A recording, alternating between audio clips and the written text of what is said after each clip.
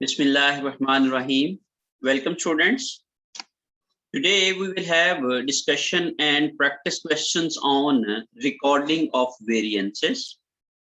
आज हम लोग जो है वो ये देखेंगे कि हम डिफरेंट कॉस्ट वेरिएंसेस जो होते हैं जिसमें डायरेक्ट मटेरियल वेरिएंस है, डायरेक्ट लेबर वेरिएंस है और फैक्ट्री ओवरहेड वेरिएंसेस होते हैं। इनकी कैलकुलेशंस हम लोगों ने पिछले लेक्चर्स के अंदर करना सीखी थी, फॉर्मूलाज के जरिए से या फिर इक्वेशंस के जरिए से। तो मैंने आप लोगों को पिछले लेक्चर्स के अंदर एक जर्नल मॉडल भी समझाने की कोशिश की थी, जो मैंने आप लोगों के साथ वीडियोस शेयर की हुई हैं उसके अंदर, कि हम लोग जो है वो जर्नल मॉडल क्या होता है जिसको यूज करके हम लोग जो एक्सपेंसेस होते हैं या जो हमारी कॉस्ट होती हैं उनके वेरिएंसेस को कैलकुलेट कर सकते हैं। आज के लेक्चर के अंदर हम लोग उन्हीं वेरिएंसेस की प्रैक्टिस दोबारा से करेंगे और फिर उसके बाद इजाफी तौर पे उसमें हम लोग ये देखेंगे कि उन वेरिएंसेस की हम जर्नल एंट्रीज कैसे करते हैं। उन जर्नल एंट्रीज को सीखने के लिए जो है वो मैंने आप लोगों को जो ऑलरेडी वेरिएंसेस कैलकुलेट करना सिखाए हुए हैं उसको आप लोग रिफ्रेश कीजिएगा। यहाँ पे भी हम लोग उसको दोबारा से करने की कोशिश करेंगे और उनके साथ जो है वो हम लोग मैं आपको ये समझाने की कोशिश करूंगा कि अगर हम लोगों ने स्टैंडर्ड कॉस्टिंग के ऊपर बुक कीपिंग करना हो तो हम लोग जो है वो किस तरीके से उसकी बुक कीपिंग करते हैं और कैसे हम लोग जो है वो जर्नल एंट्रीज को परफॉर्म करते हैं। उसके लिए मैंने managerial accounting by Garrison Noreen के चैप्टर जो उसका चैप्टर नंबर 10 है उसकी जो अपेंडिक्स बी है उसके कुछ एक्सरसाइजेस को सिलेक्ट किया है, जो मैं आपके सामने जो है वो सॉल्व करूंगा और फिर उसके बाद जो है वो हम लोग उसकी जर्नल एंट्रीज भी करेंगे। तो वो मैं आप लोगों को समझाऊंगा आज के लेक्चर के अंदर। आप मेरे साथ रहिएगा। मैं आपके साथ पहले जो है वो एक्सरसाइज शेयर करता हूँ, फिर हम लोग जो है उसको यहाँ पे सॉल्व करेंगे। Here is the exercise 10B2. ये बेसिकली चैप्टर नंबर 10 का अपेंडिक्स बी है, जिसके अंदर जो है वो रिकॉर्डिंग ऑफ वेरिएंसेस के ऊपर जो है वो क्वेश्चंस दिए गए हैं। तो यहाँ पे हम लोग जो है वो दो पर्पस जो है वो हम सॉल्व करेंगे। एक तो ये है जी कि हम लोग वेरिएंसेस कैलकुलेट कैसे करते हैं और फिर उन्हीं वेरिएंसेस की कैलकुलेशंस को यूज करके हम लोग किस तरीके से उनकी जर्नल एंट्रीज करते हैं, ये मैं आप लोगों को समझाने की कोशिश करूंगा। Okay ji. Genola Fashions began production of a new product on June 1. The company uses a standard cost system as has established the following standards for 1 unit of new product. नई प्रोडक्ट के लिए उन्होंने जो एक unit के लिए standard बनाए हैं। डायरेक्ट मटेरियल 2.5 यार्ड लगते हैं और 10 पर यार्ड उनका जो है वो प्राइस है और कॉस्ट उसकी बनती है 35, दोनों को मल्टीप्लाई करने से। डायरेक्ट लेबर 1.6 आवर्स लगते हैं, 8 पर आवर वो पे करते हैं। ये उनका स्टैंडर्ड है, रेट है, या इसको बजटेड रेट भी कह सकते हैं। और उनकी जो स्टैंडर्ड कॉस्ट बनती है वो 1.6 को 8 से मल्टीप्लाई करेंगे तो ये बनता है। During June following activity was recorded for the new product. Purchasing acquired 10,000 yards for a material at a cost of 13.8 per yard. Purchase उन्होंने किया है 10,000 यार्ड और उनकी जो परचेज प्राइस है एक्चुअली दैट इज 13.8 पर यार्ड। ये उनकी एक्चुअल क्वांटिटी परचेज और एक्चुअल प्राइस है। Production used 8,000 yards of the material to manufacture 3,000 units of new product. 8,000 yards उन्होंने इस्तेमाल किए हैं, ये मटेरियल यूज्ड है, और 3,000 यूनिट उन्होंने प्रोडक्ट के बनाए हैं, तो ये उनकी एक्चुअल आउटपुट है। Production reported that 5,000 direct labour hours were work. 5,000 direct labour hours उन्होंने काम किया है, ये एक्चुअल आवर्स हैं। और कॉस्ट उनकी जो एक्चुअल कॉस्ट है दैट इज 43,000। तो हम एक्चुअल रेट निकाल सकते हैं 43,000 को 5,000 पे डिवाइड करके। तो इस तरीके से हमारे पास एक्चुअल लेबर रेट भी आ जाएगा। स्टैंडर्ड रेट भी दिया हुआ है तो एक्चुअल रेट भी आ जाएगा। अब हमें मालूम क्या करना है। For direct materials compute material price and quantity variance. Material price और क्वांटिटी वेरिएंस सबसे पहले निकालना है और फिर उसके बाद इसकी जर्नल एंट्रीज करनी है to record purchase of material and the use of material in production. और फिर हम लोगों ने purchase and use of material की क्या करनी है, एंट्रीज करनी है। तो ये मैं आप लोगों को जो है वो पहले उसकी कैलकुलेशन जो है वो आप लोगों को थोड़ा सा रिवाइज कराऊंगा। ये हम पहले भी कर चुके हुए हैं, ये ऑलरेडी जो हम लोगों ने पिछले लेक्चर्स में पढ़ा था, इसमें भी हम लोग जो है तमाम कैलकुलेशन जो है वो कर चुके हुए हैं। और फिर दूसरी बात ये है कि हम उसकी जर्नल एंट्रीज कैसे करेंगे। तो आए हम लोग इसकी जो है वो सॉल्यूशन करते हैं। This is exercise 10B1 sorry 10B2 exercise है, और इसकी रिक्वायरमेंट नंबर 1 है कि हम लोगों ने कैलकुलेट करना है price materials, price and usage variance. हमने price and usage variances calculate करने हैं। तो सबसे पहले हम लोग मटेरियल प्राइस वेरिएंस की बात कर लेते हैं। Material price variance is equal to, ये होता है actual price minus standard price, ये फॉर्मूलाज आपको याद होने चाहिए, multiply by actual quantity purchased. याद रखिएगा जब भी हम प्राइस वेरिएंस निकालते हैं तो हम एक्चुअल क्वांटिटी परचेज्ड लेते हैं। अब हमें ये वैल्यूज दी गई हैं, एक्चुअल प्राइस हमें गिवन है हमारे क्वेश्चन के अंदर, ये मैं आप लोगों को बताने जा रहा हूं, दैट इज 13.8 पर यार्ड, ये एक्चुअल प्राइस है। और जो स्टैंडर्ड प्राइस है that is also given in our question, that is 14 per yard, ये स्टैंडर्ड प्राइस है। तो 13.8 और 14 ये उसकी एक्चुअल और स्टैंडर्ड प्राइसेस हैं, ये हम लोग वहां पे लिख लेते हैं जी। 13.8 माइनस 14 और मल्टीप्लाई बाय हम लोग एक्चुअल क्वांटिटी परचेज्ड, ये भी हमें दी गई है हमारे क्वेश्चन के अंदर। तो actual quantity purchased is 10,000 yards, तो ये हम लोग वहां पे अपने सॉल्यूशन में लिख लेते हैं, दैट इज 10,000। जब हम लोगों ने इनको मल्टीप्लाई किया 13.8 और इन दोनों का डिफरेंस लिया, तो ये हमारे पास आ जाएगा जी 0.2 और मल्टीप्लाई बाय 10,000 करेंगे हम लोग, तो 0.2 को 10,000 से मल्टीप्लाई करेंगे तो ये आ जाएगा जी हमारा 2,000। ये 2,000 हमारे पास आ गया। अब ये फेवरेबल है या अनफेवरेबल है, तो चूंकि एक्चुअल प्राइस हमारी कम है हमारी बजटेड प्राइस से, मीन हमें अलाउड था कितने का मटेरियल खरीदना, वो था 14 रेट था, लेकिन हमने एक्चुअली खरीदा है 13.8 के ऊपर, तो इसलिए ये एक फेवरेबल सिचुएशन है, तो हम लोग इसको लिखेंगे फेवरेबल वेरिएंस। फिर उसके बाद है जी material usage variance. Usage variance निकालने का जो फॉर्मूला है वो होता है जी actual quantity used minus standard quantity allowed for actual output, और मल्टीप्लाई करेंगे हम लोग इसको स्टैंडर्ड प्राइस के साथ। एक्चुअल क्वांटिटी यूज्ड ये भी हमें गिवन है हमारे क्वेश्चन के अंदर, मैं आपको दिखाने जा रहा हूं, that is production used 8,000 yards, तो ये एक्चुअल क्वांटिटी यूज्ड है, तो हम लोग यहाँ पे लिख लेते हैं जी 8,000 और minus standard quantity allowed for actual output, तो ये हमें क्या करना पड़ेगा, कैलकुलेट करना पड़ेगा स्टैंडर्ड क्वांटिटी अलाउड। अब ये बराबर होगा एक्चुअल आउटपुट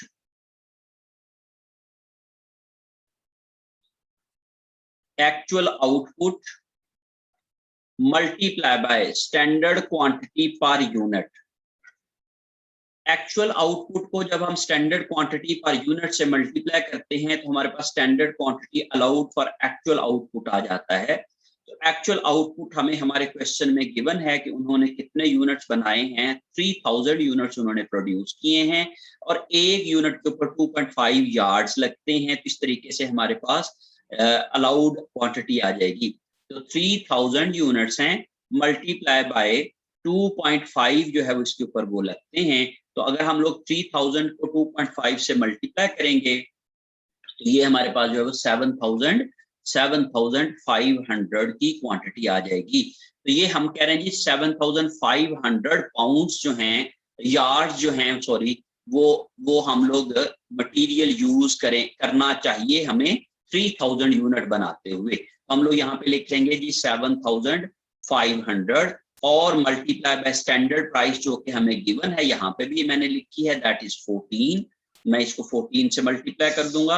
अब मैं इन दोनों का डिफरेंस लूंगा तो दैट इज 500 मल्टीप्लाई बाय, इनको 14 से मल्टीप्लाई करूंगा तो 14 मल्टीप्लाई बाय 500 करूंगा तो ये आ जाएगा जी 7,000, ये मेरे पास आ जाएगा। और 7,000 मैं देखूंगा कि ये फेवरेबल है कि अनफेवरेबल है। तो आप जरा गौर से देखें, दोनों में एक्चुअल क्वांटिटी यूज्ड ज्यादा है और स्टैंडर्ड क्वांटिटी अलाउड जितने भी हमें 7,500 जो है वो यार्ड्स मटेरियल यूज करना चाहिए था या अलाउड है, लेकिन हम लोगों ने 8,000 यार्ड यूज किया है, तो इसलिए हमने ज्यादा यूज किया है। ज्यादा जब यूज किया है तो इसलिए ये एक अनफेवरेबल सिचुएशन है। तो इस तरीके से हम लोग जो है वो ये दोनों जो है वो वेरिएंसेस कैलकुलेट कर सकते हैं मटेरियल के हवाले से, मटेरियल प्राइस वेरिएंस और मटेरियल यूजेज वेरिएंस। अब दूसरी जो रिक्वायरमेंट है इसी पार्ट की, जो सेकंड है वो ये है जी कि हमने अब इनकी जर्नल एंट्रीज करनी है। तो जर्नल एंट्रीज फॉर मटेरियल्स। अब मटेरियल जो है वो दो जर्नल एंट्रीज होंगी। Number 1 entry for purchase of material. Purchase of material की एंट्री हम करेंगे तो जब भी हम बेटे मटेरियल परचेज करते हैं तो हम लोग मटेरियल्स के अकाउंट को डेबिट करते हैं, क्योंकि मटेरियल्स एक एसेट होता है और एसेट जब हम परचेज करते हैं तो एसेट की वैल्यू बढ़ जाती है। जब वो वैल्यू बढ़ेगी तो उस डेफिनेटली वो क्या हो जाएगी, डेबिट हो जाएगी। तो मटेरियल चूंकि एक एसेट है, इन्वेंट्री है, तो मटेरियल्स अकाउंट डेबिट। और इसके साथ ही हम लोग अकाउंट्स पेएबल को क्रेडिट करते हैं। मटेरियल्स अकाउंट डेबिट और अकाउंट्स पेएबल क्रेडिट कर देते हैं, लेकिन इनके साथ जो भी वेरिएंस आता है वो हम लोग डेबिट या क्रेडिट करेंगे। तो याद रखेंगे जब भी फेवरेबल वेरिएंस होगा ये हमारा फायदा होता है और फायदा हमारा जो होता है वो क्रेडिट होता है। और अगर ये अनफेवरेबल है तो ये हमारा एक नुकसान होता है, लॉस होता है, एक्स्ट्रा कॉस्ट होती है, ये हमेशा कॉस्ट डेबिट होती है। मीन एक्सपेंसेस डेबिट होते हैं और जो इनकम्स होती हैं वो हमारी क्रेडिट होती हैं। तो ये क्योंकि हमारा बेनिफिट है, इनकम है, इसलिए इसको क्रेडिट करेंगे, और ये हमारा एक्सपेंस है इसलिए हम लोग इसको डेबिट करेंगे। या दूसरे तरीके से all favorable variances are always credited और all unfavorable variances are always debited। तो इसलिए ये यहाँ पे मटेरियल प्राइस वेरिएंस जो है वो हम लोग परचेज ऑफ मटेरियल के वक्त रिकॉर्ड करते हैं। तो इसलिए जब हम परचेज ऑफ मटेरियल की एंट्री करेंगे तो उसी वक्त हम लोग इसकी भी एंट्री करेंगे। तो हम लोग यहाँ पे लिखेंगे, जो चूंकि ये फेवरेबल है तो इसलिए इसको क्रेडिट होना है, तो इसलिए मैं यहाँ पे लिखूंगा material price variance. Material price variance ये मैं इसके साथ इसको क्रेडिट कर दूंगा, और ये अमाउंट है हमारी 2000 की, तो 2000 को मैं क्रेडिट कर दूंगा फेवरेबल होने की वजह से। अब मैं अकाउंट्स पेएबल क्या है, बेसिकली बेटे जब आप अकाउंट्स पेएबल लिखते हो ये वाली जो फिगर है, तो ये accounts payable should be the actual purchase cost of materials. जो actual purchase cost of material है उसको हम लोग अकाउंट्स पेएबल की अमाउंट को उसके साथ क्रेडिट करेंगे। जैसे एक्चुअल कॉस्ट ऑफ मटेरियल जो मैंने यहाँ पे अगर आप देखें तो एक्चुअल कॉस्ट ऑफ मटेरियल है 13.8 मल्टीप्लाई बाय 10,000। हमने 10,000 यार्ड खरीदा है और एक यूनिट जो है वो 13.8 का खरीदा है। तो 13.8 मल्टीप्लाई बाय 10,000 करेंगे तो ये आ जाएगा जो है वो 1,38,000। 13.8 मल्टीप्लाई बाय 10,000 तो ये 1,38,000 की फिगर आ जाएगी।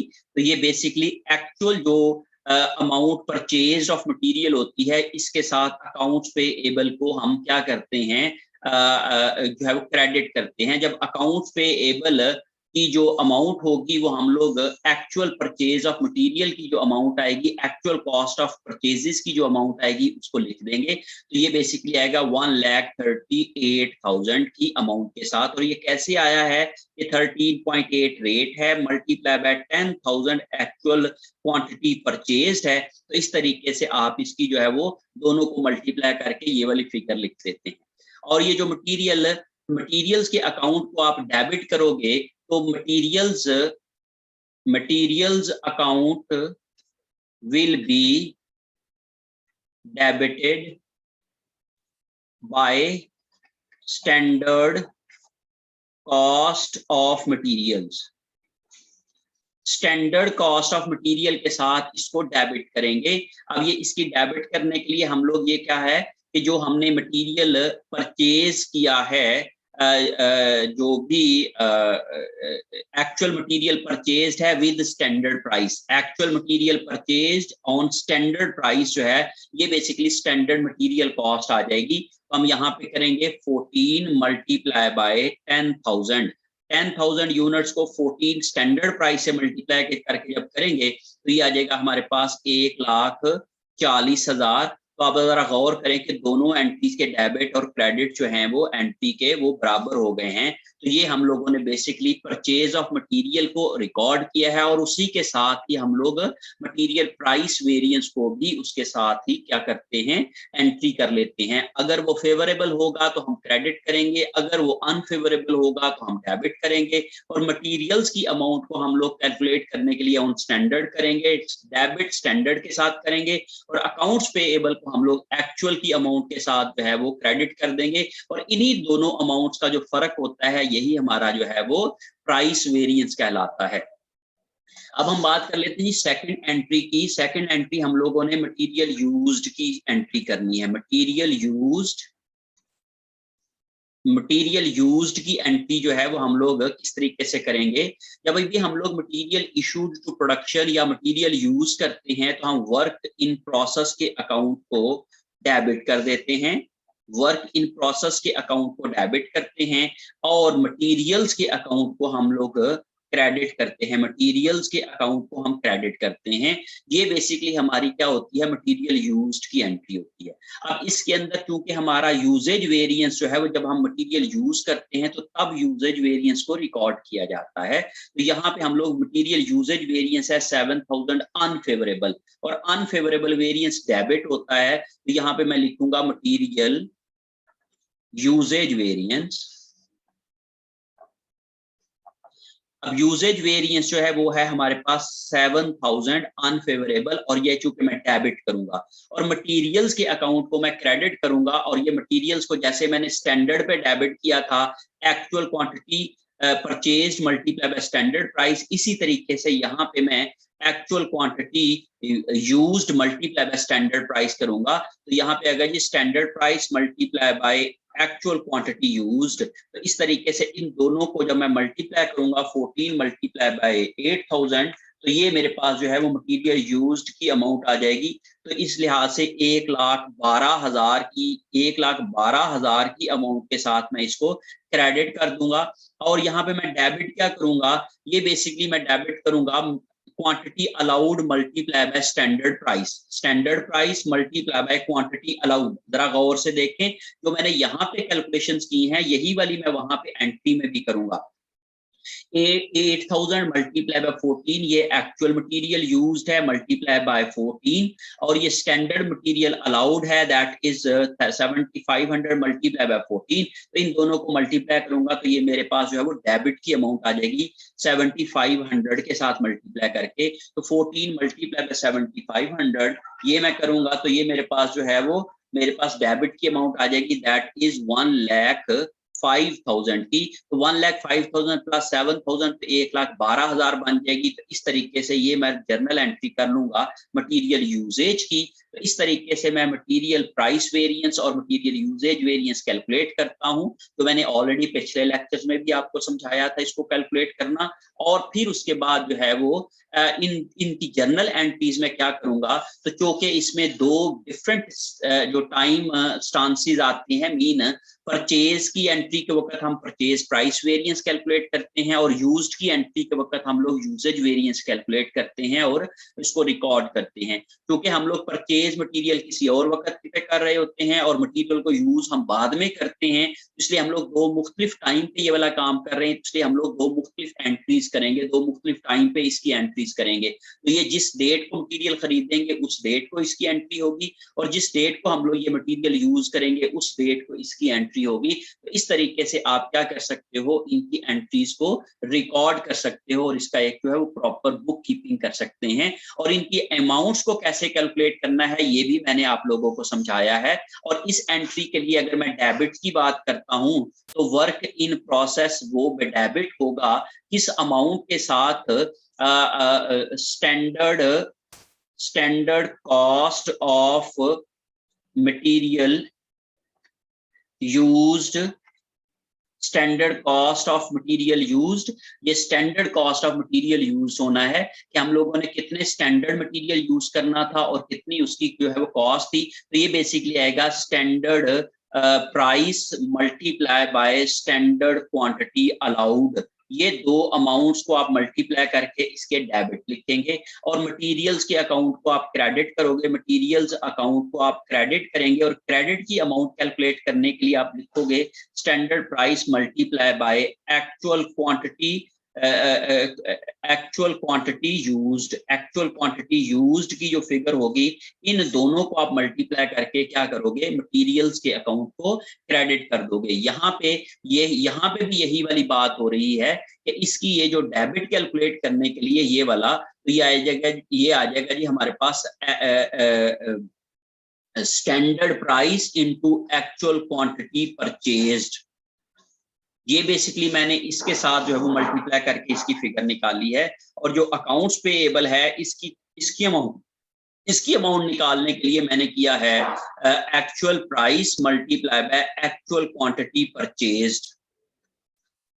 इन दो फिगर को मैंने इस तरीके से इनको मल्टीप्लाई करके ये वाली फिगर निकाली है और स्टैंडर्ड प्राइस को एक्चुअल क्वांटिटी परचेज के साथ मल्टीप्लाई करके ये वाली फिगर निकाली है। और इन दोनों का जो डिफरेंस होता है यही मेरा जो है वो प्राइस वेरिएंस होता है। तो ऑटोमेटिकली आप क्या कर सकते हो, इसकी दोनों का जो डिफरेंस है वो जिस साइड पे भी आता है उसको आप उस साइड पे लिख दो और वो आपका जो है वो प्राइस वेरिएंस बन जाएगा। अगर आप पहले ये दो अमाउंट निकाल लें और फिर उसके बाद प्राइस वेरिएंस खुद ब खुद निकल आएगा, और इसी तरीके से आप ये दो अमाउंट निकाल लें खुद ब खुद ये है इसका जो है वो एफिशिएंसी वेरिएंस निकल आएगा। तो इस तरीके से आप इनके वेरिएंसेस को कैलकुलेट कर सकते हो और इनके वेरिएंसेस को आप रिकॉर्ड कर सकते हो।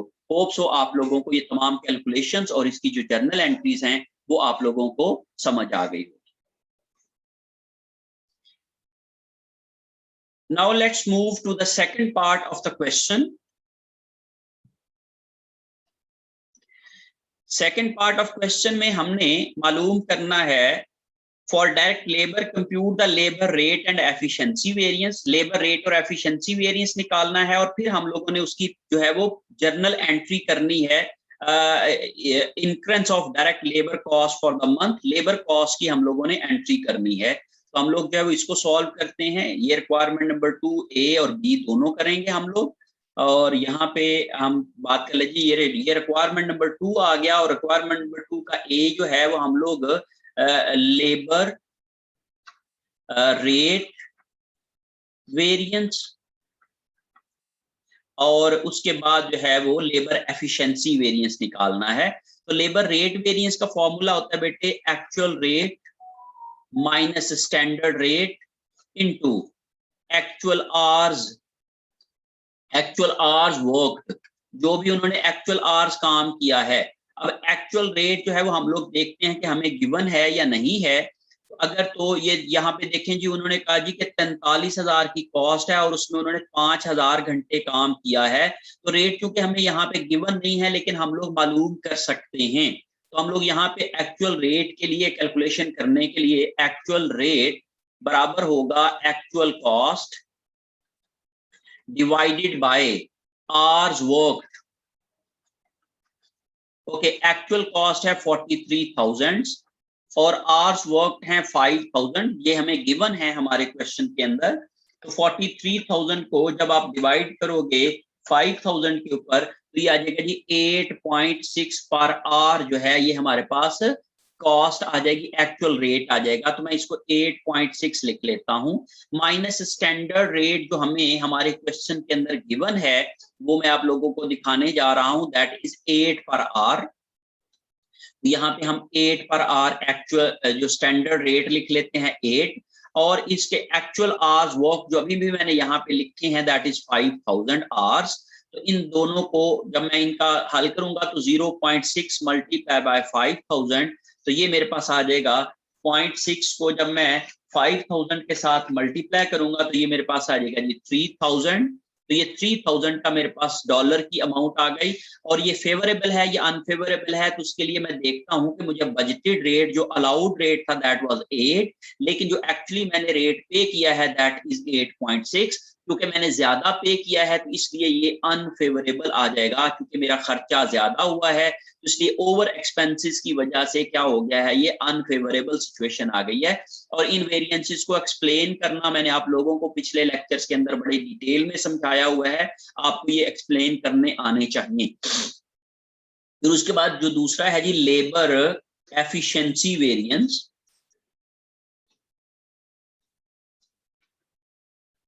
लेबर एफिशिएंसी वेरिएंस के लिए हमारा जो फॉर्मूला होता है वो होता है जी actual hours worked minus standard hours allowed. Actual hours work और minus standard hours allowed multiply by standard rate, ये इन दोनों इस फॉर्मूला को हम यूज करते हैं। तो एक्चुअल आवर्स वर्क हमें दिए गए हैं दैट इज 5000, और minus standard hours allowed, standard hours allowed जो है वो उसी तरीके से फॉर्मूला बनेगा actual output multiply by standard our per unit. Standard hours per unit को जब हम एक्चुअल आउटपुट के साथ मल्टीप्लाई करेंगे तो हमारे पास स्टैंडर्ड आवर्स अलाउड आ जाएंगे। तो यहाँ पे एक्चुअल आउटपुट है जी 3000 यूनिट्स, और स्टैंडर्ड आवर्स पर यूनिट जो है वो भी हमें गिवन है दैट इज 1.6 आवर्स। ये हमारे पास जो है वो हमारे जो डेटा हमें गिवन था, हमारा जो क्वेश्चन है उसके अंदर है 1.6, तो मैं इसको यूज करूंगा वहां पे 3000 मल्टीप्लाई बाय 1.6। तो इस तरीके से मैं इनके जो है वो स्टैंडर्ड आवर्स अलाउड निकाल सकता हूं दैट इज 4800 आवर्स। तो 4800 आवर्स हमें यूज करने चाहिए 3000 यूनिट बनाने के लिए। तो मैं यहाँ पे 4800 यहाँ पे लिख दूंगा अलाउड आवर्स के अंदर, और मल्टीप्लाई बाय स्टैंडर्ड रेट हमें अभी गिवन है जो कि मैंने यहाँ पे भी लिखा है दैट इज 8। इन दोनों का जो डिफरेंस लिया दैट इज 200, मल्टीप्लाई बाय 8 करूंगा तो 200 को 8 से मल्टीप्लाई किया तो दैट इज 1600, और ये 1600 डॉलर्स की अमाउंट आ गई। और इसके लिए फेवरेबल और अनफेवरेबल सिचुएशन देखें कि हमने कहा जी कि हमने 4800 आवर्स हमें अलाउड थे 3000 यूनिट बनाने के लिए। हमें 3000 यूनिट बनाने के लिए 4800 आवर्स इस्तेमाल करने हैं, लेकिन हम लोगों ने एक्चुअली इस्तेमाल किए हैं 5000, जो कि ज्यादा है। जब ज्यादा इस्तेमाल किए हैं तो हमारी एफिशिएंसी कम रही है, हमने एफिशिएंटली काम नहीं किया है, तो ये भी फिर अनफेवरेबल सिचुएशन आ जाएगी। तो इस तरीके से आप इसकी भी कैलकुलेशन कर सकते हैं। यहाँ पे हम लोगों ने लेबर रेट वेरिएंस और लेबर एफिशिएंसी वेरिएंसेस को कैलकुलेट करना जो है वो सीखने की कोशिश की है कि किस तरीके से हम फॉर्मूलाज को यूज करके ये दोनों वेरिएंसेस जो है वो कैलकुलेट कर सकते हैं और बता सकते हैं कि ये फेवरेबल हैं कि अनफेवरेबल हैं। फिर उसके बाद जो है वो इसी क्वेश्चन का बी पार्ट जो है वो हम देखते हैं। चले हम लोग इसी को ही यहाँ पे ही कर लेते हैं। अच्छा जी, इसका बी पार्ट है जी, हम लोगों ने जर्नल एंट्री करनी है for recording labour cost. Labour cost को रिकॉर्ड करने के लिए हम लोग एंट्री करेंगे। अब जब हम लेबर कॉस्ट को बेटे रिकॉर्ड करेंगे तो उसके साथ ही इसके वेरिएंसेस को भी रिकॉर्ड करेंगे, इसके रेट वेरिएंस को भी और इसके एफिशिएंसी वेरिएंस को भी। तो याद रखिएगा जब भी हम कॉस्ट चार्ज करते हैं प्रोडक्शन को तो हम वर्क इन प्रोसेस के अकाउंट को डेबिट करते हैं, work in process. Work in process के अकाउंट को डेबिट करेंगे और क्रेडिट करते हैं हम लोग इसके लिए जो भी हमारे पास जो अच्छा ये दोनों वेरिएंसेस जो है वो अनफेवरेबल आ रहे हैं। तो अनफेवरेबल वेरिएंसेस मैंने आपको बताया डेबिट होते हैं, तो यहाँ पे आप लिखेंगे लेबर रेट वेरिएंस। ये है हमारे पास 3000 मैं इसको यहाँ पे 3000 क्योंकि अनफेवरेबल है तो डेबिट लिखूंगा। फिर उसके बाद है जी लेबर एफिशिएंसी वेरिएंस।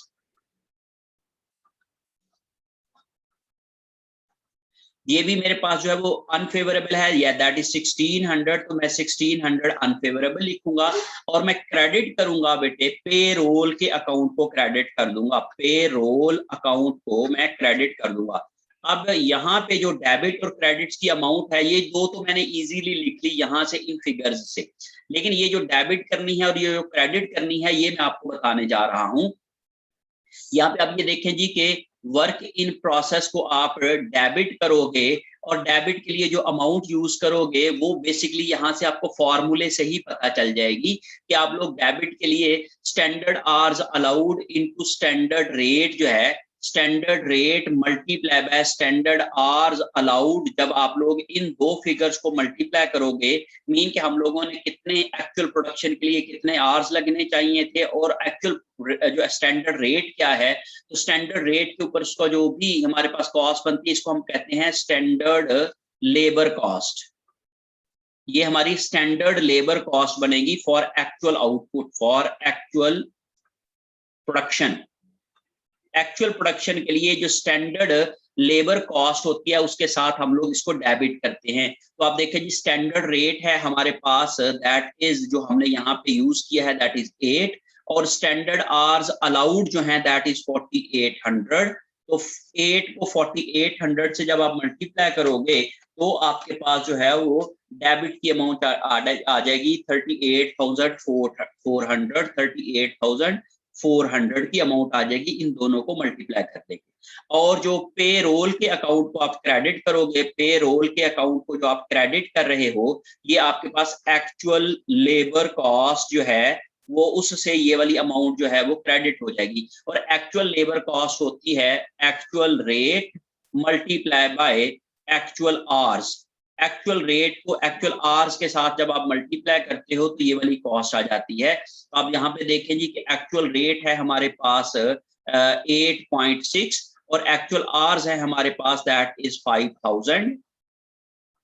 तो 5000 को 8.6 के साथ जब आप मल्टीप्लाई करोगे तो आपके पास जो है वो 43,000 की अमाउंट आ जाएगी। तो यहाँ पे मैंने 43,000 लिख दिया। तो अब आप जरा गौर से देखें कि 38,400 प्लस 3,000 41,400 और ये 42,000 और ये 1,43,000 टोटल इनका 43,000 बनेगा। तो इसी तरीके से आप क्या कर सकते हो इनकी जर्नल एंट्री कर सकते हो, जो मैंने आपको यहाँ पे समझाने की कोशिश की है कि आपने डेबिट अमाउंट कैसे करनी है और क्रेडिट अमाउंट कैसे करनी है। यही एक कंफ्यूजिंग पॉइंट होता है इन एंट्रीज में करने के लिए कि आपने जो डेबिट्स हैं वो कैसे कौन सी अमाउंट किस तरीके से कैलकुलेट करनी है और जो क्रेडिट्स होते हैं वो कौन सी अमाउंट है और कैसे कैलकुलेट करनी है, ये आप लोगों को आना चाहिए। कि हम लोग जब भी प्रोडक्शन को कॉस्ट चार्ज करते हैं तो वर्क इन प्रोसेस को डेबिट करते हैं। और याद रखिएगा हमेशा जो डेबिट होती हैं वो स्टैंडर्ड कॉस्ट के ऊपर होती हैं और जब भी आपकी जो एक्चुअल कॉस्ट होती है वो आप लोग उसको क्रेडिट के तौर पे लेते हैं।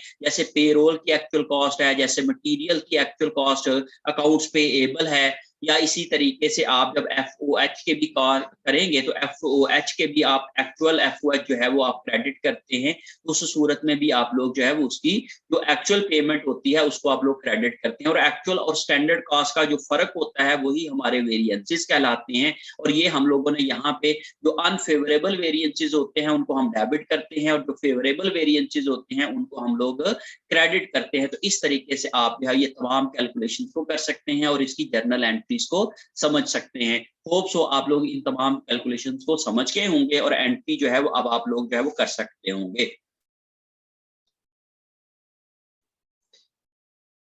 ये स्टूडेंट्स अब हम लोग एक और क्वेश्चन जो है वो देखते हैं। This is exercise 823 this is from cost accounting managerial emphasis by Charles T Horngren की ये बुक है। उसका जो चैप्टर नंबर 8 का 23 जो है वो क्वेश्चन है, उसमें हम लोग जो है वो ओवरहेड वेरिएंसेस की कैलकुलेशन करना सीखेंगे और फिर उसको जो है वो हम किस तरीके से जर्नल एंट्रीज करते हैं, उनको रिकॉर्ड करते हैं, ये मैं आप लोगों को समझाऊंगा। सबसे पहले ये देखते हैं जी कि the Singapore division of a Canadian telecommunications company use standard costing for its machine place production of telephone equipment. Data regarding production during June are as follows. ये 6,18,840 की उसकी variable cost manufacturing overhead cost incurred है। Mean उन्होंने actual जो cost variable overheads लगाए हैं, actual overheads वो हैं 6,18,840 के। Variable manufacturing overhead cost rate उन्होंने 8 पर स्टैंडर्ड मशीन आर, 8 पर स्टैंडर्ड मशीन आर जो है वो उनका रेट है, ये वेरिएबल स्टैंडर्ड रेट है। Fixed manufacturing overhead cost incurred जो है उनकी 1,45,790 है, ये एक्चुअल फिक्स्ड कॉस्ट है। और fixed manufacturing overhead cost budgeted जो थी वो उनकी वो 1,44,000 थी। और denominator level in machine hours उनके जो बजटेड आर्स थे वो थे 72,000। Standard machine hours allowed per unit of output, एक यूनिट बनाने के लिए उनके पास 1.2 आवर्स लगते हैं, ये स्टैंडर्ड आवर्स पर यूनिट हैं। और यूनिट ऑफ आउटपुट जो है वो 65,500 है, मीन ये एक्चुअल आउटपुट है। एक्चुअल मशीन आवर्स यूज जो उन्होंने किए हैं वो है 76,400। ये 76,400 जो है वो उन्होंने एक्चुअल आवर्स यूज किए हैं। Ending work in process inventory उन्होंने बता दिया दैट इज 0, वो कोई भी नहीं है। इस लिहाज से prepare analysis for all manufacturing overhead variances, use 4 variance analysis framework illustrated. हमने 4 वेरिएंसेस कैलकुलेट करने हैं ओवरहेड के हवाले से, 2 वेरिएबल के ओवरहेड और 2 फिक्स्ड ओवरहेड वेरिएंसेस कैलकुलेट करने हैं। तो मैं यहाँ पे आप लोगों को कैलकुलेशन समझाऊंगा कि कौन से 2 हम वेरिएबल के करेंगे और कौन से 2 जो है वो हम लोग फिक्स्ड के करेंगे। तो ये मैं आपको फार्मूलाज के जरिए से करवाने की कोशिश करूंगा, आप फार्मूलाज के मुताबिक जो है इसको देखिएगा। ओके जी, दिस इज एक्सरसाइज 828। ये हम लोगों ने यहाँ पे, और उसका जो पार्ट 1 है उसमें हम लोगों ने ओवरहेड वेरिएंसेस जो हैं, वेरिएंसेस वो कैलकुलेट करने हैं। और ओवरहेड वेरिएंसेस के अंदर हम लोगों ने पहले जो वेरिएंस कैलकुलेट करने हैं that is variable overhead variances. Variable overhead variances में हमारे पास बेटे 2 वेरिएंसेस आते हैं। नंबर 1 होता है, एक होता है जी हमारे पास वेरिएबल ओवरहेड स्पेंडिंग वेरिएंस, और दूसरा होता है हमारे पास वेरिएबल ओवरहेड एफिशिएंसी वेरिएंस। तो पहले स्पेंडिंग वेरिएंस की कैलकुलेशन की बात कर लेते हैं। स्पेंडिंग वेरिएंस बराबर होता है एक्चुअल रेट माइनस स्टैंडर्ड, या इस तरह से कह लें actual variable rate minus standard variable rate. इन दोनों का जो फर्क होता है multiply by actual hours. Actual hours work के साथ जब हम मल्टीप्लाई करते हैं तो ये हमारे पास जो है वो स्पेंडिंग वेरिएंस निकल आता है। एक्चुअल वेरिएबल रेट जो है जो हमें गिवन है हमारे क्वेश्चन के अंदर, अगर नहीं गिवन है तो हम लोग उसको कैलकुलेट कर लेते हैं। तो एक्चुअल वेरिएबल रेट ये देखें जी, यहाँ पे उन्होंने variable manufacturing overhead cost incurred दी हुई है 6,18,840, और एक्चुअल मशीन आवर्स वर्क जो है वो उन्होंने दिए हुए हैं 76,400। तो जब हम 6,18,840 को 76,400 पे डिवाइड करेंगे तो हमारे पास एक्चुअल रेट निकल आएगा। तो मैं यहाँ पे इसको जो है वो यूज करके एक्चुअल रेट निकाल लेता हूं। Actual rate is equal to actual variable rate is equal to actual cost divided by actual machine hours. Okay, actual cost हमें जो given है that is 6,18,840। मैं इसको यूज करता हूं 6,18,840 divided by जो एक्चुअल मशीन आवर्स हमें गिवन है हमारे क्वेश्चन में दैट इज 76,400। तो मैं इसको यूज कर लेता हूं 76,400। तो इस तरीके से मेरे पास जो है वो रेट निकल आएगा। 6,18,840 को जब मैं डिवाइड करूंगा 76,400 के ऊपर, तो ये मेरे पास आ जाएगा जी 8.1 पर मशीन आर। तो ये 8.1 मशीन आर आ जाएगा actual rate 8.1 minus standard variable rate, वो उन्होंने हमें गिवन है हमारे क्वेश्चन के अंदर, standard variable manufacturing overhead cost rate जो है वो 8 पर स्टैंडर्ड मशीन आवर्स। तो ये 8 स्टैंडर्ड आवर्स पे रेट उन्होंने दिया हुआ है 8, तो मैं यहाँ पे लिख लूंगा जी 8 उसका रेट है, और एक्चुअल आवर जो मैंने यहाँ पे यूज की है मल्टीप्लाई बाय 76,400 एक्चुअल आवर्स हैं। इन दोनों का मैंने फर्क लिया 0.1 मल्टीप्लाई बाय 76,400, तो इन दोनों को जब मैंने सॉल्व किया तो ये मेरे पास आ जाएगा 7,640 की फिगर आ जाएगी डॉलर्स की अमाउंट में। और अब मैं ये देखता हूँ कि ये फेवरेबल है कि अनफेवरेबल है, क्योंकि एक्चुअल वेरिएबल रेट ज्यादा है as compare to standard rate के। जो मुझे अलाउड रेट था दैट वाज 8, और जो मेरा एक्चुअल रेट आया है वो ज्यादा है, क्योंकि एक्चुअल रेट ज्यादा होने की वजह से एक्चुअल कॉस्ट ज्यादा होगी, एक्चुअल कॉस्ट ज्यादा होने की वजह से ये अनफेवरेबल सिचुएशन बनेगी,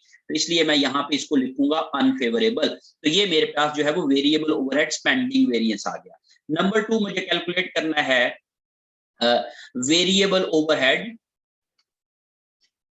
एफिशिएंसी वेरिएंस।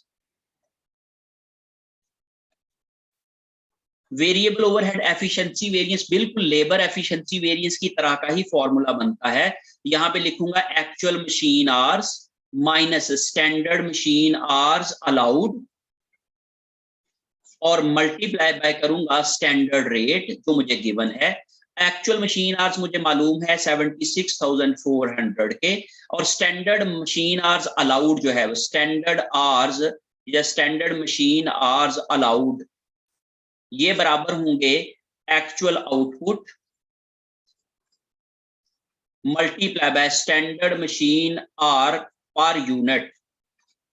ओके, अब एक्चुअल आउटपुट देखें जी, मुझे क्वेश्चन के अंदर गिवन है एक्चुअल आउटपुट उन्होंने बताया यूनिट्स ऑफ आउटपुट 65,500 और standard machine hours allowed per unit 1.2 है। इन दोनों फिगर्स को यूज करके मैं स्टैंडर्ड आवर्स निकाल सकता हूं, तो ये मेरे पास आ जाएगा 65,500 मल्टीप्लाई बाय 1.2। तो इन दोनों को जब मैं मल्टीप्लाई करूंगा तो ये मेरे पास आ जाएगा 65,500 मल्टीप्लाई बाय 1.2, तो ये आ जाएगा जी 78,600 मशीन आवर्स जो हैं वो अलाउड हैं फॉर 65,500 यूनिट्स बनाने के लिए। तो 78,600 आवर्स जो है ये मेरे पास आ गए, और जब मैं इसको जो है वो मल्टीप्लाई करूंगा इसको स्टैंडर्ड रेट के साथ, स्टैंडर्ड रेट मुझे गिवन है 8, ये वेरिएबल रेट है, स्टैंडर्ड वेरिएबल रेट याद रखिएगा। यहाँ पे चूंकि वेरिएबल ओवरहेड की बात हम कर रहे हैं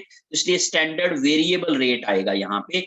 इन दोनों का जो फर्क है 76,400 का और 78,600 का, तो ये आ जाएगा जी 2,200, और मल्टीप्लाई बाय मैं 8 करूंगा तो ये मेरे पास फिगर आ जाएगी जो है वो 17,600 की ये मेरे पास जो है वो फिगर आ गई। और ये 17,600 जो है वो अब हम देखते हैं कि फेवरेबल है कि अनफेवरेबल है। हमने 78,600 आवर्स हमें अलाउड थे, लेकिन हमने एक्चुअली जो काम किया है वो 76,400 का किया है। इस तरह से कह ले कि हमें 65,500 यूनिट बनाने के लिए 78,600 आवर्स चाहिए थे, लेकिन हमने वही वाला काम 76,400 में कर लिया है, तो इसलिए हम लोगों ने जल्दी कर लिया है, हमने 2,200 आवर्स सेव किए हैं, इसलिए ये हमारा जो है वो फेवरेबल सिचुएशन आ जाएगी। तो ये हमारे पास जो है वो वेरिएंस फेवरेबल आ जाएगा। तो इन दोनों को लेके हम लोग जो है वो इनकी कैलकुलेशन कर सकते हैं। अब मैं अगली बात कर लेता हूं, इसको मैं रिकॉर्ड कर लेता हूं इस वेरिएंस को, यहां पे ही मैं इसकी जर्नल एंट्री करने जा रहा हूं। Journal entry to record variance, variances को रिकॉर्ड करने के लिए जो जर्नल एंट्री हम करते हैं, या इस तरह से कर ले कि हम लोग इसकी जो है वो सारी एंट्रीज जो मैं आप लोगों को समझाने की कोशिश करूंगा कि इसकी टोटल एंट्रीज कैसे करते हैं। हम अगले पेज पे कर लेते हैं, ओके जी, सबसे पहले हम लोगों ने एंट्री करना होती है एक्चुअल वेरिएबल ओवरहेड्स की। एक्चुअल वेरिएबल ओवरहेड को हम लोग जब रिकॉर्ड करते हैं तो हम लोग लिखते हैं जी, यहाँ पे हम लोग factory overhead control account debit और वेरियस अकाउंट्स जो हैं वो हम क्रेडिट कर देते होते हैं। Factory overhead control account debit और वेरियस अकाउंट्स को हम क्रेडिट करते हैं और अमाउंट क्या लिखते हैं, जो हमारी एक्चुअल एफओएच की इनकर्ड की अमाउंट आती है, दैट इज 6,18,840। तो इस अमाउंट के साथ जब हम लोग ये वाली एंट्री करते हैं 6,18,840 6,18,840 की अमाउंट के साथ, तो ये हम लोगों ने एक्चुअल एफओएच को, एक्चुअल वेरिएबल एफओएच को रिकॉर्ड कर लिया है। अब उसके बाद जो है वो हम लोग जो है वो अप्लाइड वेरिएबल ओवरहेड जो है वो अप्लाइड वेरिएबल ओवरहेड या स्टैंडर्ड वेरिएबल ओवरहेड को कैसे रिकॉर्ड करेंगे। तो स्टैंडर्ड वेरिएबल ओवरहेड को रिकॉर्ड करने के लिए, अप्लाइड वेरिएबल ओवरहेड को रिकॉर्ड करने के लिए हम करते हैं जी वर्क इन प्रोसेस अकाउंट को डेबिट और फैक्ट्री ओवरहेड कंट्रोल अकाउंट को आप क्रेडिट कर देते हो। वर्क इन प्रोसेस को डेबिट और फैक्ट्री ओवरहेड कंट्रोल अकाउंट को आप क्रेडिट कर देते हैं। और अब इसकी अमाउंट आपने क्या लिखनी है, ये आपने लिखनी है जी standard rate multiply by standard hours allowed. Standard hours allowed को स्टैंडर्ड रेट से जब आप मल्टीप्लाई करते हो तो इनकी फिगर आ जाती है। तो अब आप देखिए जी, आपके पास स्टैंडर्ड आवर्स अलाउड थे 78,600 और स्टैंडर्ड रेट था 8 का। तो 78,600 को जब आप 8 से मल्टीप्लाई करोगे तो ये इसकी अमाउंट आ जाएगी। 78,600 को आप 8 से मल्टीप्लाई करेंगे तो आपके पास ये वाली एंटिटी की फिगर आ जाएगी। 78,600 मल्टीप्लाई बाय 8 करोगे तो ये 6,28,800 6,28,800 की फिगर आ जाएगी। 6,28,800 की फिगर आ जाएगी। ये एफओएच अप्लाई करते हैं।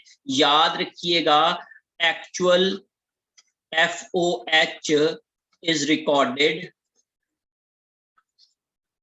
ऑन एक्चुअल कॉस्ट इनकर्ड, और जो अप्लाइड एफओएच होते हैं या ये वाली जो एंट्री होती है applied FOH is recorded on standard cost allowed for actual output. Standard cost allowed for actual output ये वाली कॉस्ट होगी। Standard hours allowed multiply by standard rate. तो स्टैंडर्ड आवर्स जो है वो बेसिकली अलाउड है फॉर एक्चुअल आउटपुट के, तो इसको आप इससे मल्टीप्लाई करेंगे।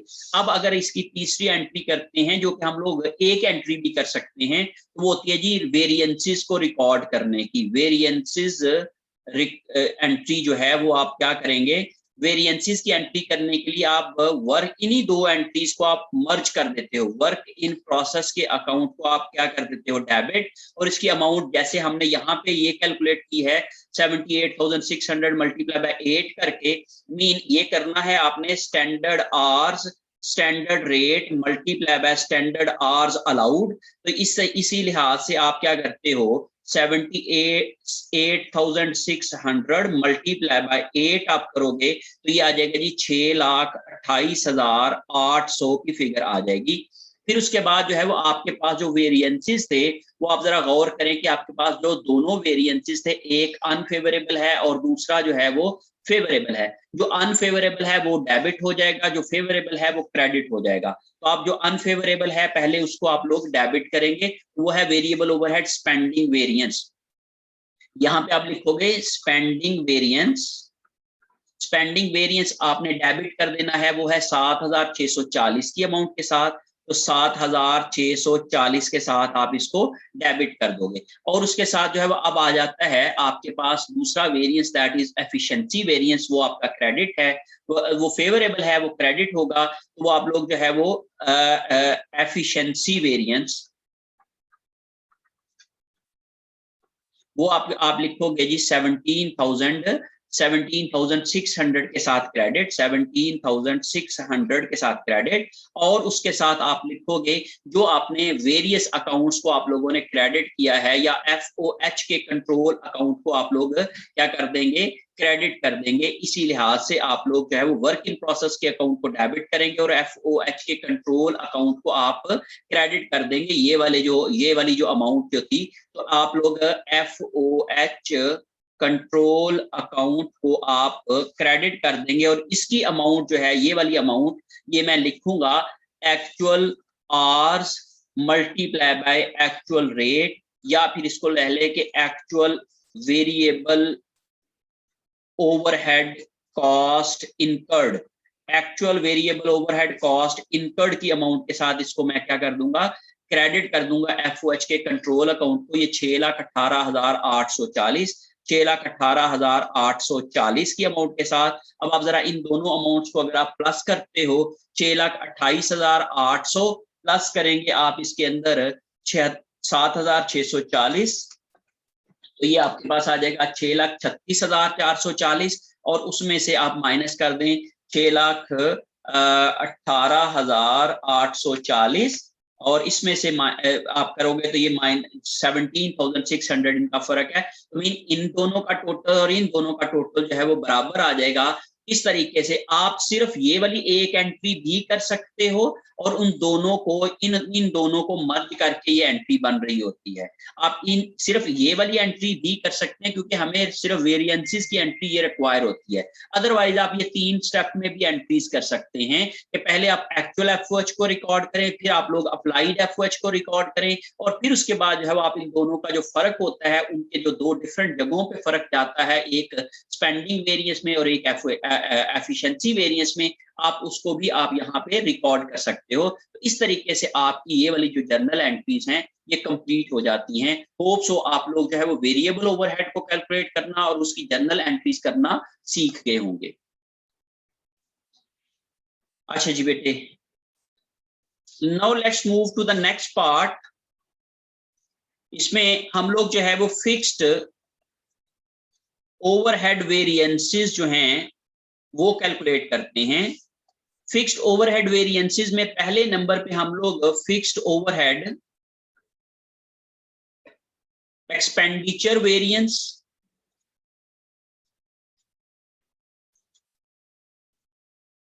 फिक्स्ड ओवरहेड स्पेंडिंग वेरिएंस और एक्सपेंडिचर वेरिएंस कैलकुलेट करते हैं। सबसे पहले बेटे इसका फॉर्मूला होता है actual fixed rate multiply by actual machine hours. यहाँ पे मशीन आवर्स हैं तो इसलिए एक्चुअल आवर्स लिख लें आप। सिंपली मशीन आवर्स चाहे ना लिखें, आप लिखेंगे एक्चुअल आवर्स।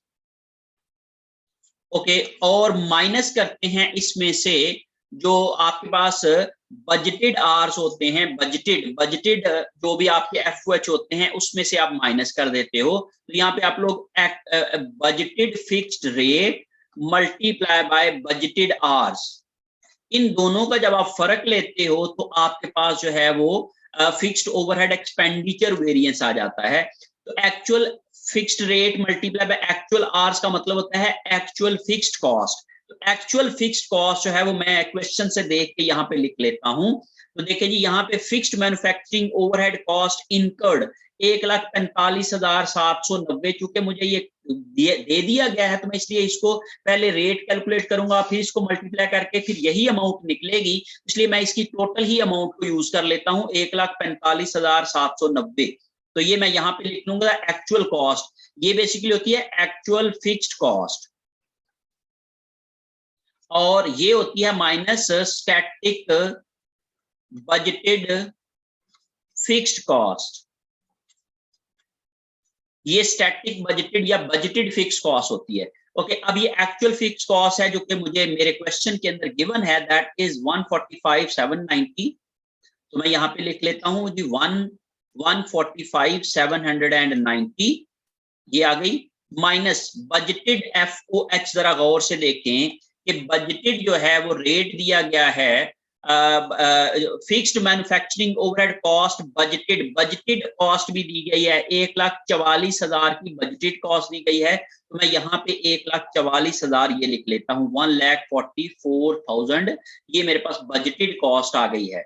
जब मैं इन दोनों का जो फर्क लूंगा 145,790 145,790 माइनस करूंगा 144,000, तो ये मेरे पास आ जाएगा जी 1,790। तो ये मेरे पास जो है वो आपके पास ये आ गया है फिक्स्ड ओवरहेड स्पेंडिंग वेरिएंस और फिक्स्ड ओवरहेड एक्सपेंडिचर वेरिएंस। और एक्चुअल कॉस्ट 1,45,000 है, बजटेड कॉस्ट 1,44,000 है। चूंकि एक्चुअल कॉस्ट ज्यादा है तो ये अनफेवरेबल आ गया, ये मैं इसको अनफेवरेबल लिख लूंगा। फिर उसके बाद जो है वो नंबर 2 जो मालूम करना है वो है fixed overhead volume variance. Fixed overhead volume variance के लिए जो फॉर्मूला होता है बेटे वो होता है जी budgeted fixed rate multiply by budgeted hours minus budgeted fixed rate, या जिसको हम स्टैंडर्ड फिक्स्ड रेट भी कहते हैं, ये स्टैंडर्ड फिक्स्ड रेट भी होता है, multiply by standard hours allowed. Okay, अब इसकी जो है ये है budgeted cost, budgeted fixed cost, और ये बराबर होता है ये मैं इसके बाद कर रहा हूं, ये होता है जी स्टैंडर्ड या अप्लाइड फिक्स्ड कॉस्ट, इसको हम कहते हैं अप्लाइड फिक्स्ड कॉस्ट। ये अप्लाइड फिक्स्ड कॉस्ट है, और अप्लाइड फिक्स्ड कॉस्ट होती है budgeted fixed rate multiply by standard hours allowed.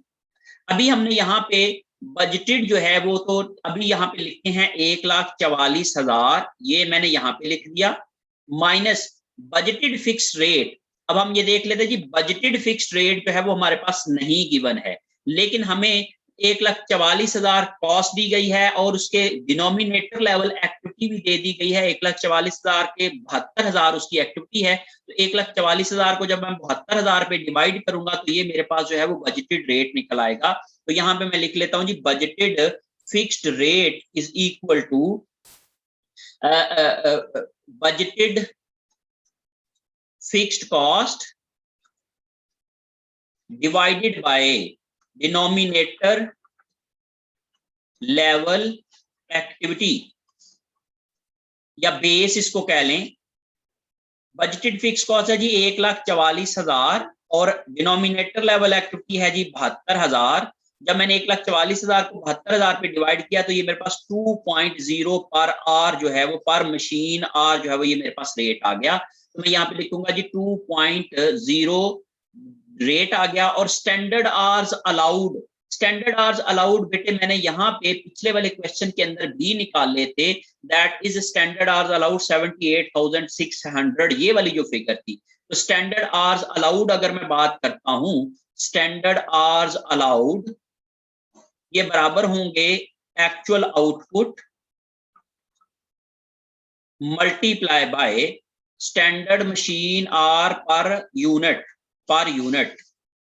Okay, actual output थी यहाँ पे मेरे पास गिवन 65,500 और स्टैंडर्ड आवर्स थे 1.2, तो मैंने कहा जी 65,500 मल्टीप्लाई बाय 1.2, तो इस तरीके से ये मेरे पास आ जाता है जवाब 78,600। तो ये 78,600 के ये आ गए। तो मैं 2 को मल्टीप्लाई करूंगा 78,600 के साथ, तो ये मेरे पास ये वाली कॉस्ट आ जाएगी 1,44,000 माइनस 78,600 मल्टीप्लाई बाय 2 किया तो ये आ जाएगा 1,57,200, 1,57,200। तो इस लिहाज से ये मेरे पास दोनों का जो फर्क आ गया माइनस 1,44,000, तो आ जाएगा जी 13,200। ये 13,200 का फर्क आ गया। अब आप ये जरा गौर से देखें कि हमने कहा कि हमारे पास जो बजटेड जो स्टैंडर्ड आवर्स अलाउड थे या स्टैंडर्ड जो अप्लाइड FOH थे वो 1,57,200 थे,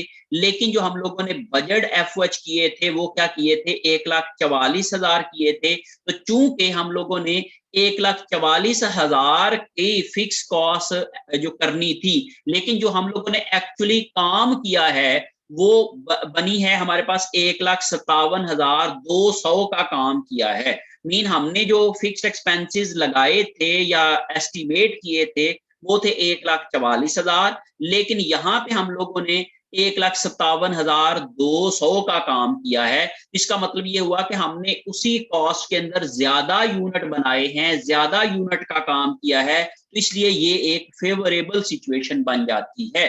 दूसरी सिचुएशन में देखें कि अगर हम ये कहते हैं जी बजटेड आवर्स बनते हैं 1,44,000 डिवाइड, हमने बेसिकली बजटेड आवर्स थे 72,000।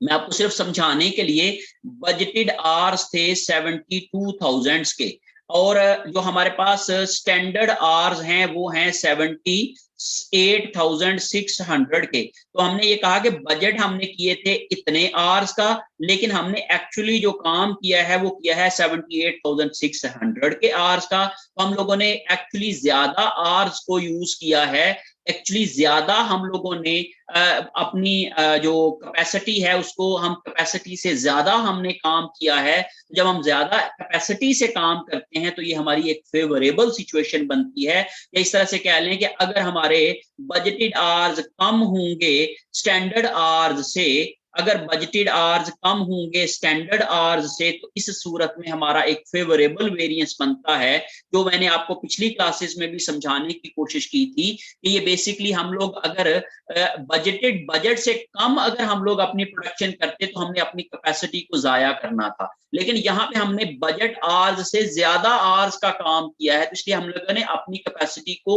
ओवर यूटिलाइज किया है, ज्यादा यूटिलाइज किया है। जब हम ज्यादा यूटिलाइज करेंगे तो इसके मतलब है ये हमारी फेवरेबल सिचुएशन है कि हमने 1,44,000 के खर्चों में 1,57,200 का काम कर लिया है, इसलिए हम लोग क्या कहेंगे कि ये एक फेवरेबल सिचुएशन है। तो ये हमारे पास जो है वो अनफेवरेबल वेरिएंस आता है, और ये हमारे पास जो है वो फेवरेबल वेरिएंस आता है। और अब हम लोग इसकी अगर एंट्री करते हैं उसी तरीके से वर्क इन प्रोसेस के अकाउंट को आप डेबिट करोगे, और इसकी अमाउंट कैसे निकलेगी, standard rate multiply by standard hours allowed.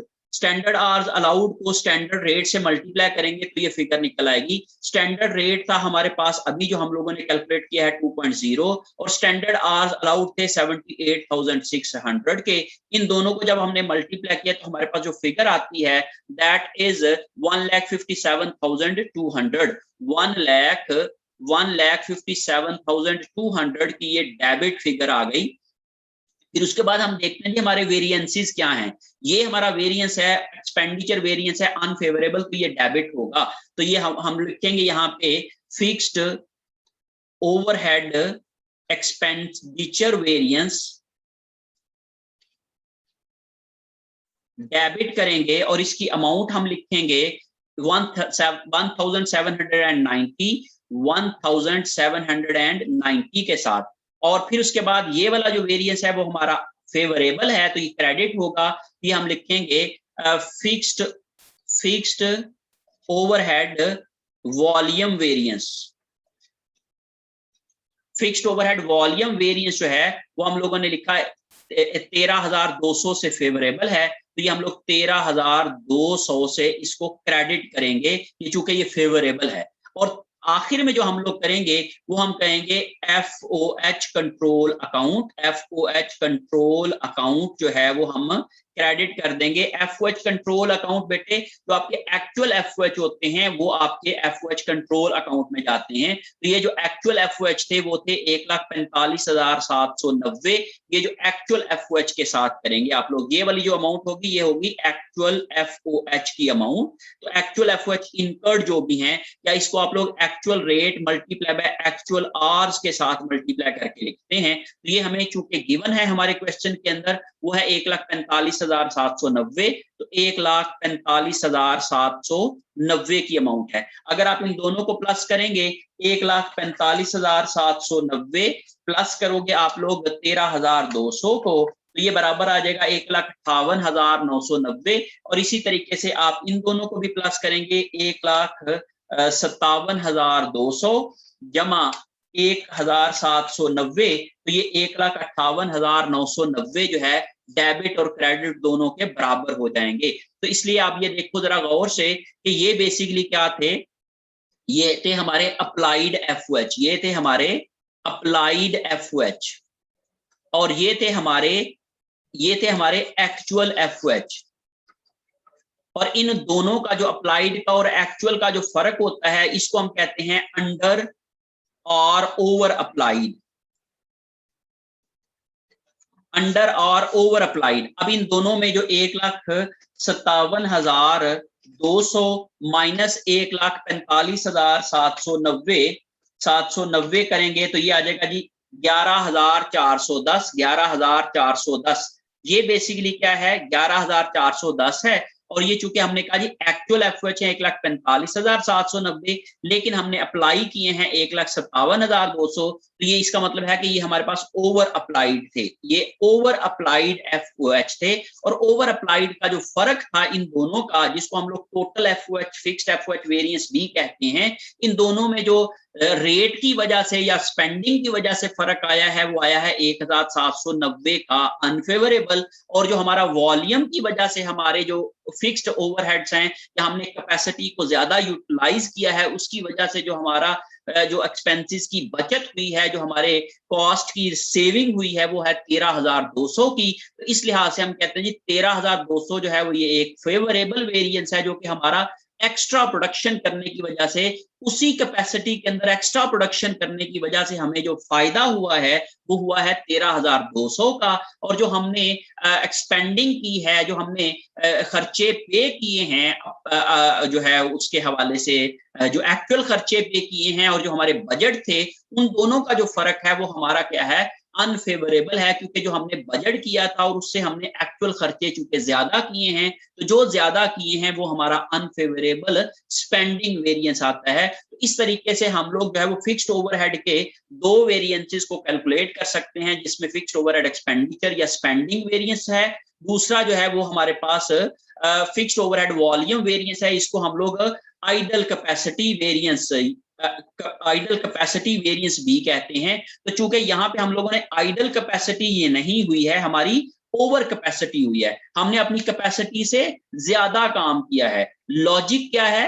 कि हमारे पास जो हमारे बजट थे, वो तो हमने कहा था कि हम प्रोडक्शन करेंगे 72,000 आवर्स की, लेकिन हम लोगों ने एक्चुअली प्रोडक्शन कर दी उन्हीं आवर्स के अंदर 78,600 की। हमने कहा 72,000 आवर्स का जो हमारा खर्चा होगा वो होगा 1,44,000 के एक्सपेंसेस होंगे, लेकिन हमने 1,44,000 के एक्सपेंसेस के अंदर ही जो है वो 78,600 आवर्स की प्रोडक्शन कर दी। और उसके लिए जो हम लोगों ने खर्चा प्लान किया वो ये था 1,57,200। इसलिए हम लोगों ने अपने बजट से चूंकि ज्यादा प्रोडक्शन की है, हमने कैपेसिटी को ज्यादा इस्तेमाल किया है, तो इस वजह से हमारी जो ओवरऑल जो आप समझ लें कि यूटिलाइजेशन ऑफ रिसोर्सेज है वो बेहतर रही है। जब वो बेहतर हुई है तो इसकी वजह से ये हमारा फेवरेबल वेरिएंस आता है। तो यही समझ लें कि हमने जो एक्चुअली काम किया है वो हमने उन्हीं एक्सपेंसेस के अंदर, उसी फिक्स कॉस्ट के अंदर ज्यादा प्रोडक्शन की है। जब ज्यादा प्रोडक्शन की है तो ये हमारे लिए एक फेवरेबल सिचुएशन है, इसलिए हम लोग जो है वो इसको एक फेवरेबल वॉल्यूम वेरिएंस कहते हैं। होप्स हो कि ये तमाम कॉन्सेप्ट को आप समझ गए होंगे और इसकी जर्नल एंट्रीज आप कैसे करते हैं ये भी आप लोगों को समझ आ गई होगी। जब आप इसकी प्रैक्टिस करेंगे ऑफ कोर्स आपको मजीद इसके अंदर जो है वो क्लैरिटी आ जाएगी। Thank you so much for being with me.